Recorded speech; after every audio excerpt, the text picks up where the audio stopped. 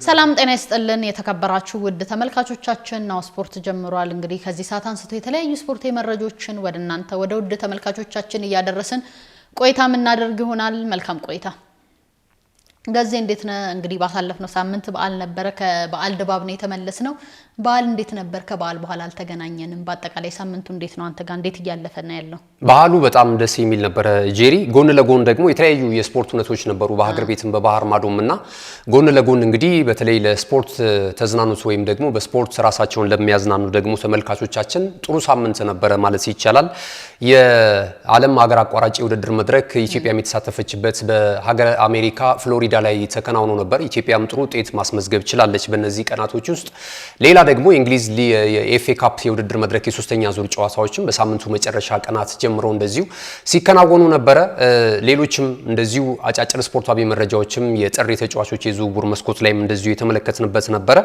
ነገር ግን እዚህ አዲስ አበባ ደግሞ መዲናችን ላይ እንግዲህ አይሾ ስፒድ በሶሻል ሚዲያው ላይ ትልቅ ተጽዕኖ እየፈጠሩ ከሚገኙ ኢንተርናሽናል ቲክቶከሮች መካከል አንደኛው ነው ማለት ይቻላልና አሁን ላይ እንግዲህ ባለን መረጃ ከሰዓታት በኋላ ወደ ሀገር ቤት እንደሚገባ ያለን መረጃ ያሳያልና የተለያዩ ድባቦችን መዲናችን አዲስ አበባ ላይ እየተመለከትን እንገኛለን አሁን ላይ የሶሻል ሚዲያው ተጽዕኖ በጣም ገዝፎ ነው እየተመለከትን ያለነው ጄሪ አይሶ ስፒድ እንግዲህ በዓለም አቀፍ ደረጃ አንደኛ የሚባል ስትሪመር ነው የተለያዩ ሀገራትን ቱር ያደረገ ነው የሚገኘው ከዚህ በፊት እንግዲህ አሜሪካ ላይ ሰፊ ቱር እንዲሁም ዩሮፕ ላይ ሰፊ ቱር እንዳደረገ ይታወቃል አሁን ደግሞ አፍሪካ ገብቷል የተለያዩ ሀገራትን እንደ አንጎላ ቦትስዋና ሩዋንዳ ኬንያ የመሳሰሉ ሀገራትን እንግዲህ ቱር እንዳደረገ ይታወቃል አሁን ላይ ወደ ኢትዮጵያ ይገባል ተብሎ ይጠበቃል እንግዲህ ቲክቶከሮቻችን ከሳምንታት በፊት አይሶ ስፒድን ለመቀበል የተለያዩ ቪዲዮዎችን የተለያዩ እንቅስቃሴዎችን ያደረጉ እንደነበረ ይታወቃል ዛሬ ኢትዮጵያ ይገባል ተብሎ ይጠበቃል እንግዲህ ትላንትና ኬንያ ነበር ዛሬ እንግዲህ ያው ጎረቤትም ከመሆን አንፃር ቀጣዩዋ መዳረሻ ኢትዮጵያ ትሆናለች ተብሎ ይጠበቃል አይሶ ስፒድ እውነትም አድርጎት ወደ ኢትዮጵያ የሚመጣ ከሆነ ለኢትዮጵያ ትልቅ እድል ይመስለኛል በተለይ ደግሞ በቱሪዝም ዘርፉ የቱሪዝም ዘርፉ እንቅስቃሴ ላይ እንግዲህ ከዚህ በፊት በዞረባቸው ሀገራቶች ላይ ከፍተኛ የቱሪዝም እንቅስቃሴ እንዲደረግ አድርጓልና ኢትዮጵያም ይሄን አጋጣሚ የምትጠቀም ይመስለኛል ለኢትዮጵያ ትልቅ እድል ነው አው እንግዲህ ዘመኑ የዲጂታል ዘመን ነው ሶሻል ሚዲያው ደግሞ በብዛት ተጽዕኖ እየፈጠረ ነው የሚገኘው በሀገራችን እንኳን ቲክቶክን እንግዲህ ለበጎጎን የሚጠቀሙ እንደነ አዶናይን የመሳሰሉ ቲክቶከሮችን እየተመለከትን እንገኛለን በኪነ ጥበቡ ዘርፍ የተረሱ በሙያቸው ራሳቸውን ለመደገፍ የተሳናቸው ራሱ ትልልቅ ባለሙያዎች እንደዚሁ በሶሻል ሚዲያ አማካኝነት እንደና አዶናይ ያሉ ሰዎች ደግሞ እየረዷቸው ያወጧቸው የሚገባቸውን ክብር እየሰጧቸው ነው የሚገኘው ማለት ነውና ብዙ በሶሻል ሚዲያው ላይ በተለይ ቲክቶክ ላይ ደግሞ አሁን ተቀባይነት ያላቸው ወጣት ቲክቶከሮችም እንደዚሁ እየተመለከትን ነው የምንገኘውና ወደንም ጠላንም እዚህ ዘመን ላይ ነው የምንገኘው እንዳልሽው እንደዚህ አይነት ተጽዕኖ ፈጣሪዎች ደግሞ ወደ ሀገር ቤት ሲመጡ ይዘው የሚሄዱት ገጽታ ለተቀረው ዓለም ማለት ነውና ራሳችንን ማስተዋወቅ በጣም እንደሚጠቅም ተመልክተናል ያው ኢትዮጵያኖች ያው በባህሪያችን እንግዲህ አዳዲስ ነገሮችን መሞከር በጣም ያስፈራናል አብዛኛውን ከባህልም ከእምነትም ከወግም ጋር በተያያዘ ማለት ነውና ነገር ግን ደግሞ አሁን የዚህ የሶሻል ሚዲያ አብዮት ደግሞ ሌላ ምዕራፍ ውስጥ እንድንገባ ያደረገን ነው የምንገኘው ብንፈልግም ባንፈልግም ማለት ነውና ዓለም በእንደዚህ አይነት አቅጣጫ እዚህ አይነት ተጽዕኖ ውስጥ ስላለች ኢትዮጵያም አንደኛው የዓለም አካል ስለሆነች በእንደዚህ አይነት ጉዳዮች ላይ እንግዲህ ትኩረት መስጠት የሚያስፈልግ ይመስለኛል በኬንያ ያለውን አቀባበል እየተመለከትን ነበር በጣም ብዙ ትልቅ ግምት ተሰጥቶት እንግዲህ የዚህ ግለሰብ ወደ ሀገራቸው መግባት እንዳስደሰታቸው የተለያዩ ወጣቶች በዚህ ፕላትፎርም አማካኝነት ፎቶ እየተነሱ የሱን ምስል እየያዙ እንደዚሁ ድጋፋቸውንና አቀባበላቸውን ሲያከናውኑ ተመልክተናልና ኢትዮጵያኖችም አሁን በኬንያ ያለውን አቀባበል ከተመለከቱ በኋላ አቅጣጫቸውን የለወጡ ይመስላሉ የሶሻል ሚዲያው ላይ ይህንን ተጽዕኖ ፈጣሪ ለመቀበል እንደዚሁ የተለያዩ ስራዎችን እየሰሩ እንዳሉ ቲክቶከሮች በተለይ ይሄንን ዝግጅት እየተመለከትን እንገኛለንና በመዲናችን አዲስ አበባና በተለያዩ የክልል ከተሞች ላይ እንግዲህ ተዘዋዝሮ የኢትዮጵያን ገጽታ ለተቀረው ዓለም የተመቸውንም ያልተመቸውንም ያንጸባርቃል ብለን እናስባለን መንግስትም እዚህ ነገር ላይ የሚሳተፍ ይመስለኛል። ኬንያ ጎረቤታችን እንደሚታወቅ ከፕሬዝዳንቱ አንስቶ ያቀባበል ሂደት ተደርጎለታል። ፕሬዝዳንቱ ተቀብሎት ነበር። እንዲሁም ደግሞ ሄሊኮፕተር መደበውለት ሀገሪቷን በደንብ እየተዘዋወረ እንዲጎበኝ እንዲሁም ደግሞ በሚሊዮን ለሚቆጠሩ ተከታዮችም ኬንያ ምን ትመስላለች የሚለውን ነገር በደንብ እንዲያሳይ ከመንግስት አካላትም ከፍተኛ የሆነ ድጋፍ ተደርጎለታል። በተመሳሳይ መልኩ ኢትዮጵያ ላይም ይህ አቀባበል ይጠብቀዋል ብለን እናስባለን። እንግዲህ ወደ ፕሮግራማችን ስናመራ 46ኛው የዓለም ሀገር አቋራጭ ሻምፒዮና ፍሎሪዳ አሜሪካ ላይ እየተካሄደ እንደነበር ይታወቃል። ኢትዮጵያም እዚህ ውድድር ላይ ተሳታፊ ነበረች። በዚህ ውድድር ኢትዮጵያ ጥሩ ውጤት ማስመዝገብ ትችላለች። ካለፉት ጊዜያት አንፃር ሲታይ ይሄኛው ትልቁ እድላችን ይመስለኛል። ኢትዮጵያ በ3 ወርቅ 2 ብርና 2 ነሐስ ሜዳሊያዎችን በማስገኘት በዓለም አቀፍ ደረጃ ሁለተኛ ደረጃን በመያዝ ውድድሩን ማጠናቀቅ ችላለች። የልዑክ ቡድን እንግዲህ ዛሬ ኢትዮጵያ ገብቷል። በገባበትም ሁኔታ እንግዲህ ሻዊት ሻንቃና የተለያዩ የአትሌቲክስ ፌዴሬሽን አመራሮች ተገኝተው አቀባበል አድርገውላቸዋል። በአጠቃላይ ውጤቱን እንዲሁም ደግሞ ውድድሩን እንዴት ተመለከትከው?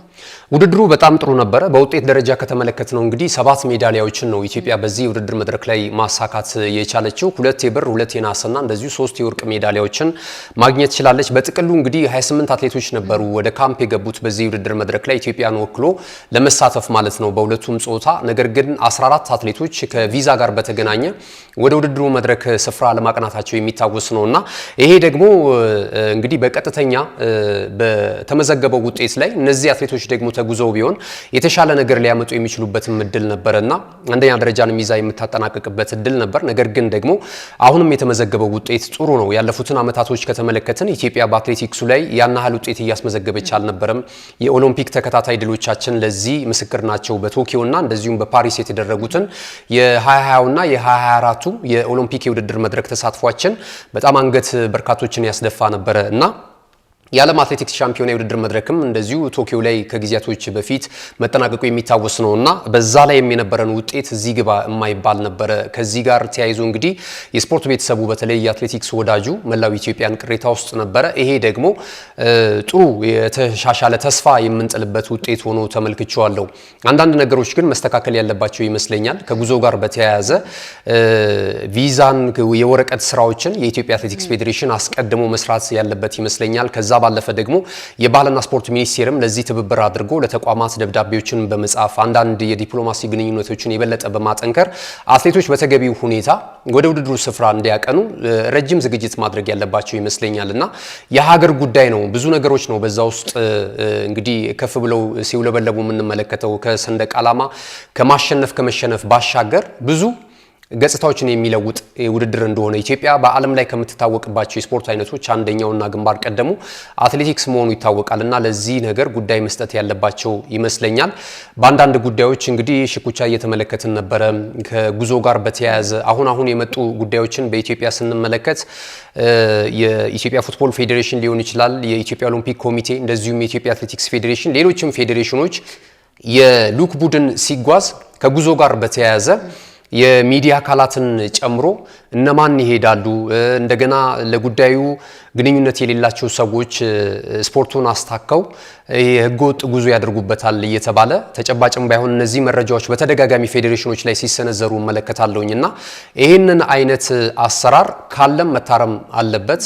የሚመለከተውም አካል እዚህ ላይ ሰፊ ቁጥጥር ማድረግ መቻል አለበት። ትልቅ ወንጀልም ስለሆነ ጭምር ማለት ነውና የሚዲያ አካላቶችም ግልጽ በሆነ ሁኔታ ጉዟቸው ወይም ያንን ክራይቴሪያ ወጥቶ በምን አይነት መስፈርት ነው የሚዲያ ባለሙያዎች ወደ ስፍራው ሄደው ለስፖርት ቤተሰቡ ታማኒነት ያላቸውን መረጃዎች መስጠት የሚችሉት የሚል ነገር በትክክል ጽድት ያለ ነገር መቀመጥ መቻል ያለበት ይመስለኛል። ብዙ ጊዜ ሙያተኛውን ለሁለት እየከፈለ የሆነ አካል ሲጓዝ የሆነ አካል ደግሞ ስቱዲዮ ገብቶ እንደዚሁ ይተቻል።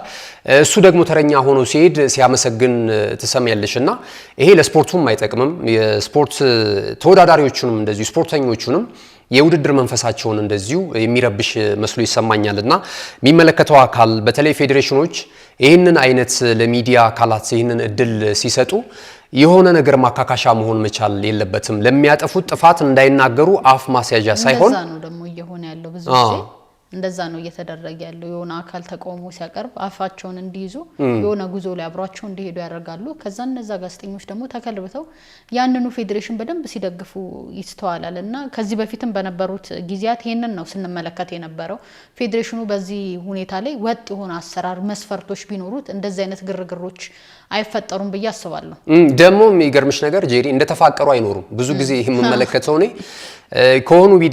ከሆኑ የሚዲያ ባለሙያዎች ጋራ ተጣብቀው የሚቆዩ የፌዴሬሽን አመራሮች አሉና ችግራቸውን ሲሸፍኑላቸው ይቆዩና እነሱም ደግሞ በምትኩ እጅ መንሻ የተለያዩ የጉዞዎችን ፋሲሊቴት ያደርጉላቸውና ይቆዩና የሆነ ሰዓት ላይ ይጋጫሉ ወይም ደግሞ እነሱ ወደ ሌላ ቦታ ሽፍት ያደርጋሉና ከዛ በኋላ ደግሞ እነዛን የችግሮች ሰበዝ የእንትን ይያሉ የመዘዙ ለስፖርት ቤተሰቡ እንደዚህ ያደርግ ነበር የሚል እሰጥ አገባ ውስጥ ዳግም ሲገቡ እንመለከታለንና ይሄ የሚያድነን ትክክለኛውን የስፖርት መረጃ ለስፖርት ቤተሰቡ ማድረስ ይሄ አንደኛው የጆርናሊዝም ኤቲክስ ነው ይሄንን ጠብቆ መረጃ ማድረስ የፌዴሬሽን አመራሮች ለዛ ለመጡበት ቦታ ላይ ለስፖርቱ በነበሩበት ሰዓት ላይ ጥሩ ስራዎችን ሰርቶ በግልጸኝነት ማለፍ ነው ትልቅ ነገር ለሀገር መስራት ማለትና እንደዚህ አይነት ክፍተቶችን ፌዴሬሽኖችም ያለባቸውን ችግሮች መፈተሽ መቻል አለባቸው የሚዲያ ባለሙያም ደግሞ ከዚህ ከጉዞ ጋር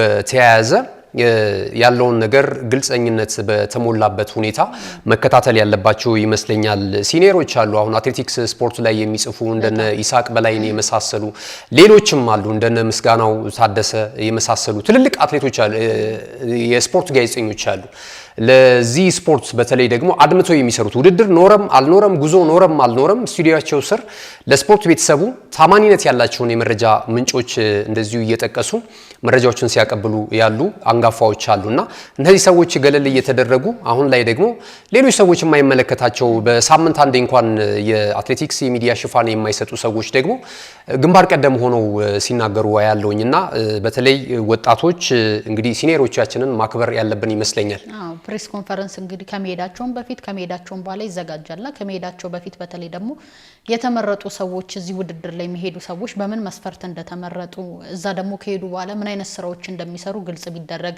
ከመጡስ በኋላ እነዛ ሰዎች ሰርተዋል የሚለውን ነገር በደንብ ቢገመገምና ለተመልካቹ እንዲሁም ደግሞ ለጋዜጠኛው ግልጽ ቢደረግ እንደነዚህ አይነት ክፍተቶች አይፈጠሩም ብዬ አስባለሁ አዎ ትክክል እንዲህ ነው መሆን ያለበት እንግዲህ በቀጣይ እነዚህ ጉዳዮች ይታረማሉ ብለን እናስባለን ኢትዮጵያን አትሌቶች ግን ባስመዘገቡት ድል ናሁ ስፖርት እንደውል ጊዜም ደስ ብሎታል እንግዲህ በቀጣይ ደግሞ በሚደረጉ የውድድር መድረኮች ላይ እንጠብቃቸዋለን ተመልካቾቻችን የሀገር ውስጥ ስፖርታዊ መረጃዎቻችን የተመለከታችሁትን ይመስል ነበር ከጥቂት ቆይታ በኋላ ወደ ባህር ማዶ ተሻግረን የተለያዩ ስፖርታዊ መረጃዎችን በድጋሚ ወደ እናንተ መናደርሳችሁ ይሆናል አብራችሁን ቆዩ እነሆ የምስራች የ10 አየር መንገድ የበረራ ትኬት ለውድ ደንበኞቹ በተቀላጠፈና አስተማማኝ በሆነ መንገድ እያቀረበ ያለው በዚህም በደንበኞቹ የተመሰገነው ጉዞጎ አሁን ደግሞ ተደራሽነቱን በማስፋት ተጨማሪ ባንኮችን በማካተት ለውድ ደንበኞቹ የበለጠ አስተማማኝ ለመሆን ችሏል የጉዞጎን አፕሊኬሽን ከአፕ ስቶር ወይም ከፕሌይ ስቶር በማውረድ የመነሻና የመድረሻ ከተማዎትን መርጠው ዋጋ አወዳድረው የሀገር ውስጥም ሆነ ዓለም አቀፍ በረራ ማድረግ ካሰቡ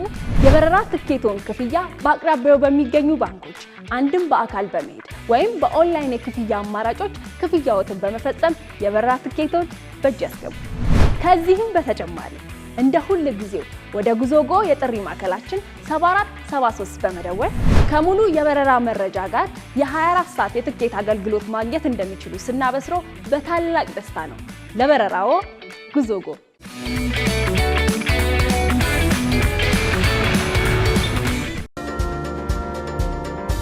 ተመልሰናል ወደ ተመልካቾቻችን የሀገር ውስጥ ስፖርታዊ መረጃዎችን ወደ እናንተ ያደረስን ነበር ቆይታ ስናደርግ የነበረው አሁን ደግሞ ወደ ባህር ማዶ ስፖርታዊ መረጃዎቻችን ምን ሸጋገር ይሆናል አብራችሁን ቆዩ ጋዜጣ ትላንትና የኤፍኤ ካፕ ጨዋታዎች ተደርገው ነበር ሊቨርፑል ከባርንስሌይ ጋር ጨዋታ አድርገው ነበር ይህ ክለብ እንደሚታወቀው በሊግ 1 ላይ የሚገኝ ክለብ ነው 4-1 በሆነ ውጤት ሊቨርፑል ማሸነፍ ችሏል ወደ ቀጣይ ዙር ማለትም ደግሞ ወደ አራተኛው ዙር ጨዋታ ማለፍ ችሏል ትላንትና የሶስተኛ ዙር የመጨረሻ ጨዋታ ነበር የተደረገው አው ትክክል እንግዲህ የእንግሊዝ አንጋፋው የውድድር መድረክ ኤፍኤ ካፕ የሶስተኛ ዙር ጨዋታዎች ከለተ አርብ ምሽት ጀምረው ነበር ሲከናወኑ የነበሩት ቅዳሜና እሁድም ቀጥለው ተከናውነዋል ትላንት ደግሞ እንዳልሽው በአንፊልድ ሮድ አንደኛ ሊግ ላይ የሚወዳደረውን ባርንስሌይን ያስተናገደው ሊቨርፑል 4-1 በሆነ ውጤት በማሸነፍ እንግዲህ ወደ አራተኛው ዙር ያለፈበትን ውጤት ማስመዝገብ ችሏል ማለት ነውና በትላንቱ ጨዋታ ላይ በብዛት የተለያዩ የማህበራዊ ሚዲያ ወይም የመገናኛ ብዙሃን ፍሮንት ፔጃቸው ላይ ይዘው የወጡት አንደኛው ርዕሰ ጉዳይ አድርገው የዶሚኒክ ሶቦዝላይን ለተቃራኒ ክለብ ተጫዋች እንትን ያልሰጠ ክብር ያልሰጠ ስህተት የሚል መረጃዎች እንደዚሁ ያጋሩ ነበርና ኳሱን በቀጥታ ወደ ራሳቸው የግብ ክልል ይዞ ሄደ። ከኋላ ሲከተለው የነበረው የባርንስሌይ ተጫዋች ነበርና በቀጥታ ኳሱን በትረከስ ለግብ ጠባቂው ለማቀበል ሲል እንግዲህ ተጫዋቹ ጠልፎበት ጎል አስቆጥሯልና ያቺ ስህተት ፍጹም ከፕሮፌሽናል ተጫዋች የማይጠበቅ ጥንቃቄ የጎደለው ለተቃራኒ ተጫዋቹም ያናህል ምንም አያመጡም ብናገባባቸውም ቢያገቡብንም መልሰን እናገባባቸዋለን የሚል ጥሩ ያልሆነ ስህተት ነው የሰራው የሚል ሲቀባበሉት ነበርና እንግዲህ ሊቨርፑል ወደ አሸናፊነት ተመልሷል። 4-1 በሆነ ውጤት ማሸነፍ ችሏል።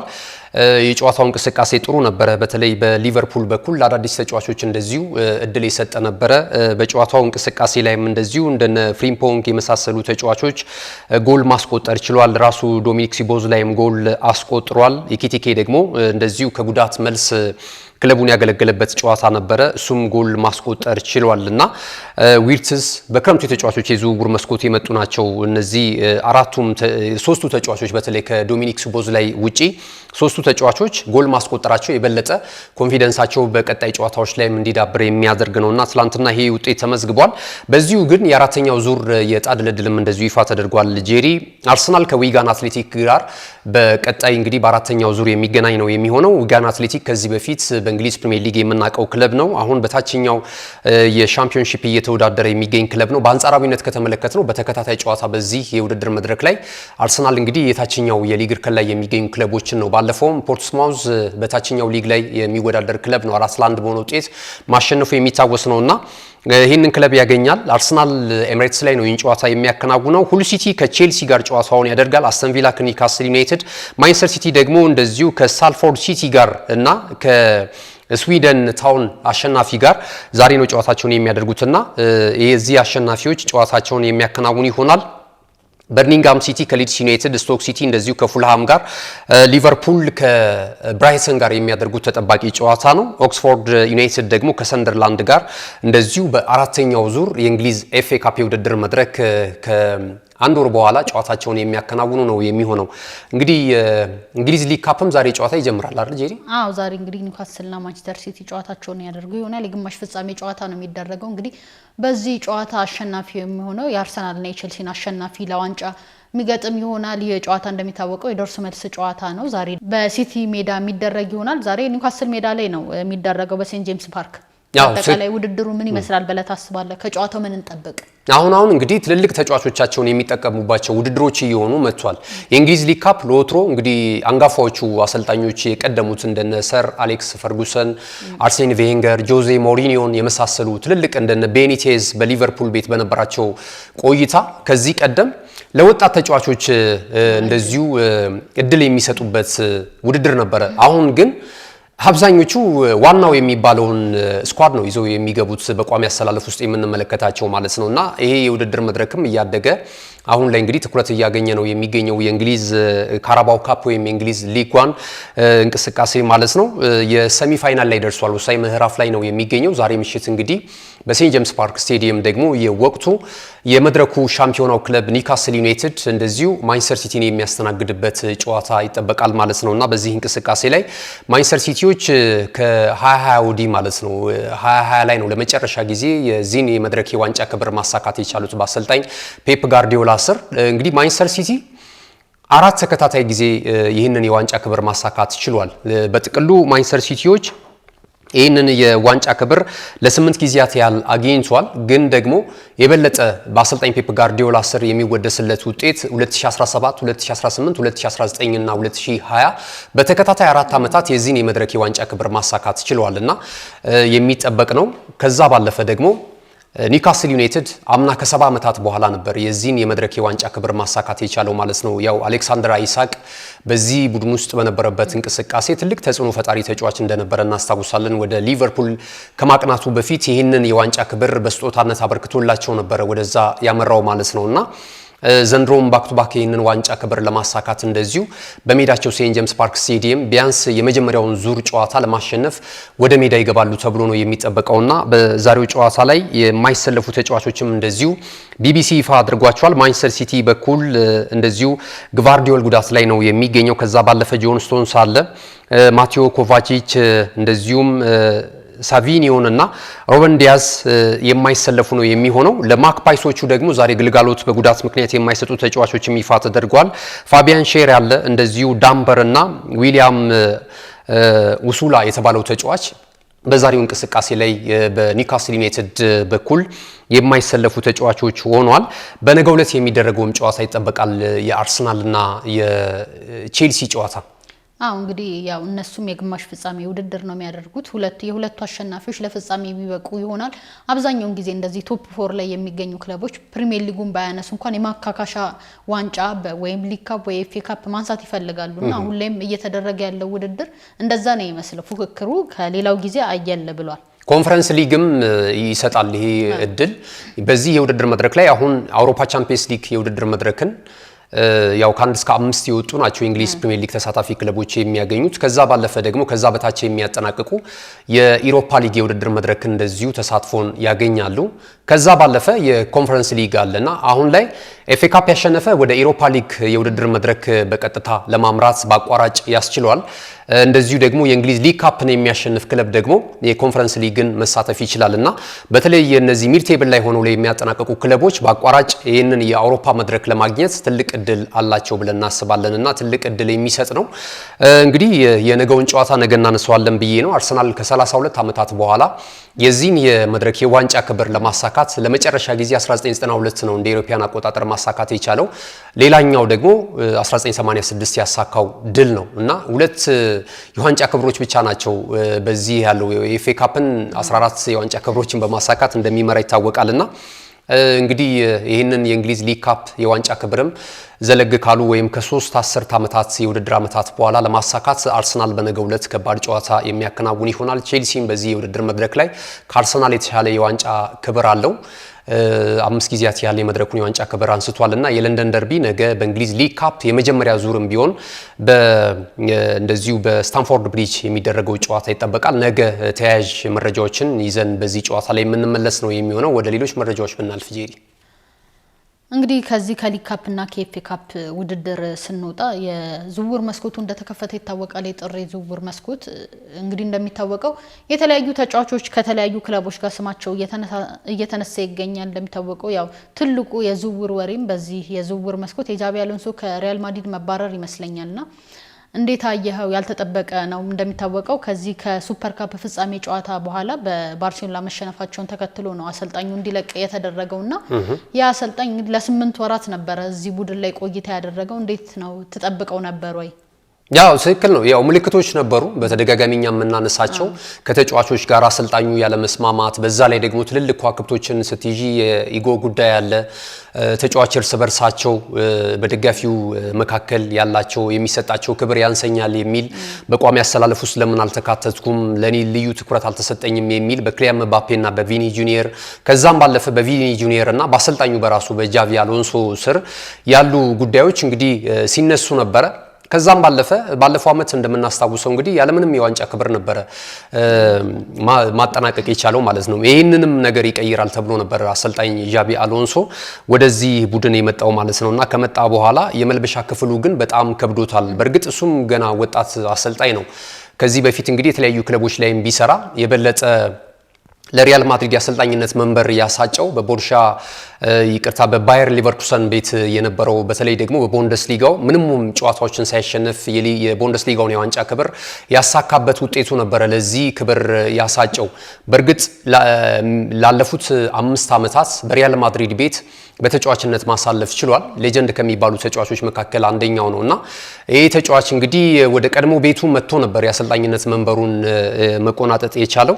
ነገር ግን እንግዲህ የመልበሻ ክፍሉን እየተመዘገበ ያለው ውጤት በተለይ ደግሞ በኤል ክላሲኮ የተወሰደባቸው ብልጫ በምን ጊዜም የሜዳ ላይ ባላንጣቸው በካታሎናው ክለብ ባርሴሎና በዚህ በስፔን ሱፐር ካፕ የፍጻሜ ላይ ያው ሳውዲ ሪያል ላይ የተደረገውን የፍጻሜ ጨዋታ 3-2 በሆነ ውጤት በማሸነፍ ነበር ብሉግራናዎቹ የዋንጫውን ክብር ያሳኩትና ይህንን ዋንጫ ምናልባት አንስቶ ቢሆን ነገሮች ሊቀየሩ የሚችሉበት እድል ነበረ።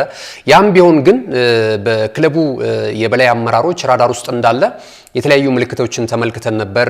የጨዋታም እንደዚሁ ገደብ የተሰጠበትን አጋጣሚ እናስታውሳለን። እነዚህ ነገሮች እንግዲህ አልፎ በኤል ክላሲኮ ደግሞ መሸነፉ የበለጠ አወዳደቁንና የሽኝቱን ሁኔታ ያሳመረበትን ሁኔታ ነው የተመለከትነውና ባለፉት 8 ወራቶች በነበረው ቆይታ ያን ያህል የተጠበቀውን ያህል ውጤት ማስመዝገብ አልቻለም። ከሜዳ ውጭ ያሉ ጉዳዮች ደግሞ የበለጠ ረብሸውታልና ሪያል ማድሪድ ሜዳ ውስጥ ራሱ ስኬት ቢኖርሽ ከሜዳ ውጭ ያሉ ጉዳዮች የምትሰናበችባቸው ሁኔታዎች ሊፈጠሩ ይችላሉ። ከደጋፊዎች ጋር የሚኖርሽ ሁኔታ፣ ከተጫዋቾች ጋር የሚኖርሽ ሁኔታ፣ ከክለቡ አመራሮች ጋር የሚኖረው ሁኔታ ሁሉ ከግምት ይገባል ከሜዳ ላይ ከሚመዘገበው ውጤት ባሻገር። እሱ ደግሞ የበለጠ በሜዳ ላይ ያሉትም እንቅስቃሴዎች ያን ያህል አልነበሩምና እንግዲህ በዚህ ዓመት በቅርቡ የተለያዩ አሰልጣኞች ከክለባቸው ጋር እየተሰናበቱ ነው የሚገኘው። እንግዲህ ተረኛው ደግሞ ሆኖ አሁን ላይ ጃቪ አሎንሶን ነው የተመለከትነው። እንግዲህ በምትኩም በቀጣይ አልቫሮ አሪቦላን በምክትል አሰልጣኝ ናቸው። እኚህ አሰልጣኝ እንግዲህ በቀጣይ እስከ ውድድር ዓመቱ መጨረሻ ድረስ እኚህን አሰልጣኝ እንደዚሁ ሾመዋል ማለት ነው። እሳቸው ቀሪ የውድድር ዓመቱን እየመሩ ቆይታ ያደርጋሉ። በዘለቄታው ግን የተለያዩ አሰልጣኞች እንደዚሁ ሪያል ማድሪድን እንደሚረከቡም እየተገለጸ ነው የሚገኘው። አው ይህ አሰልጣኝ እንደሚታወቀው አሁን የተተካው አሰልጣኝ የሊቨርፑል የቀድሞ የተከላካይ ስፍራ ላይ ሲጫወት የነበረ አሰልጣኝ ነው። ምክትል ነበር ከዚህ ቀደም። ያ ቡድኑን ያውቀዋል።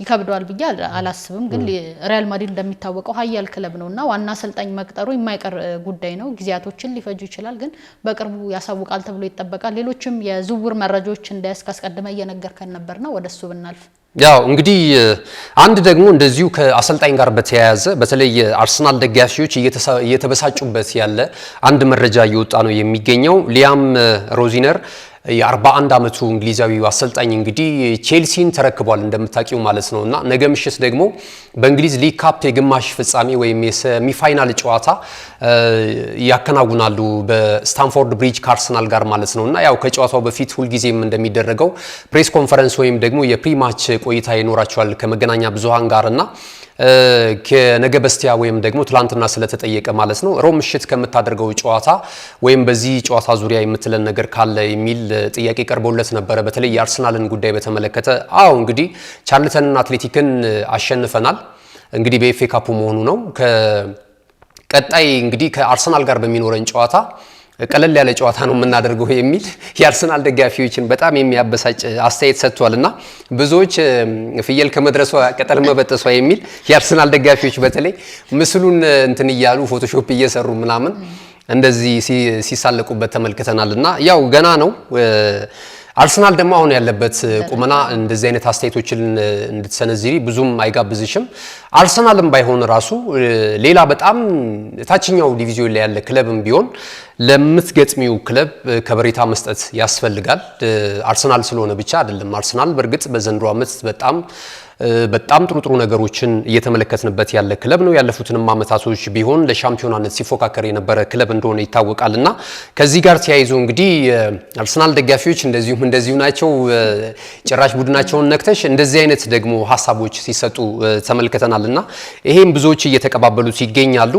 እንደውም ይሄንን ጨዋታ ይሄንንም ዋንጫ አንፈልገውም ነበረ ለዚህ አሰልጣኝ ሲባል ነገ ደጋፊ ጭምር ወደ ሜዳ እንደሚገባ ነው እየገለጹ የሚገኙት። ምን ተሰማች? አዎ እንግዲህ አነጋጋሪ አስተያየት ነው የሰጠው። አርሰናል አሁን ላይ ያለው ቁመና ይታወቃል። ሊጉን እየመራ ነው የሚገኘው። ላለፉት አመታትም ሊጉ ላይ ጥሩ እንቅስቃሴ ነው። ከቸልሲ አንጻር ደግሞ አሁን ላይ ጥሩ እየተንቀሳቀሰ ነው የሚገኘውና አሰልጣኙ እንደ አዲስ ከመምጣቱ እንደዚህ አይነት አስተያየት መስጠቱ ለትንሽ ፈገግታ የሚፈጥር ይመስለኛል። ያው እንግዲህ ነገ ደግሞ የበለጠ አርሰናሎች እንግዲህ የተሻሉ መሆናቸው ቀለል ያለም ጨዋታ እንዳልሆነ ምላሽ ሊሰጡ ይችላሉ። አይ ደግሞ እሱ በቡድኑ ተመክቷል ያየው ነገር አለ። በቴክኒኩም እንደገና ያነሳቸውም ጉዳዮች አሉ። ለምሳሌ የተሰናባቹን አሰልጣኝ ኤንዞ ማሬስካን ኳሊቲን ያውቀዋለሁ።